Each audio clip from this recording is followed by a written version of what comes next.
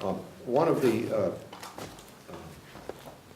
most significant realities, and probably the reason we're having this discussion, is that in its full manifestation, cloud services are provided on a global basis. That is, it's quite common to have data centers located in more than one country, connected by very large broadband transmission systems.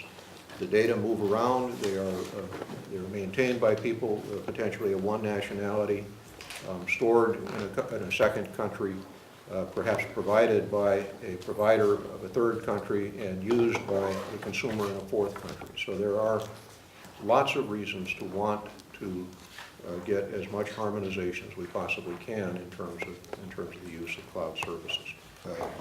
Every administration, every country has a genuine interest in it, and the reason for that, I think, is relatively evident. This is the present big thing in the world of computing. It has possibilities for bringing state-of-the-art computing services and power to everyone, to individuals, small and medium-sized enterprises of a kind that previously were only available to the largest companies and to governments.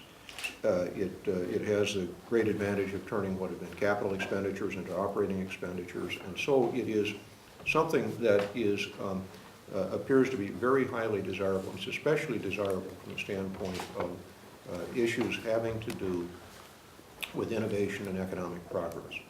What is very important, I think, is to try to avoid a situation where it is where there are requirements that may unnecessarily add to compliance costs or administrative costs. That is, that will diminish the efficiency with which services can be rendered. These cloud services appear to offer enormous promise for economic growth, for innovation, for the kinds of improvements in our overall economic outlook that is badly needed in Europe, in the United States, and elsewhere in the world.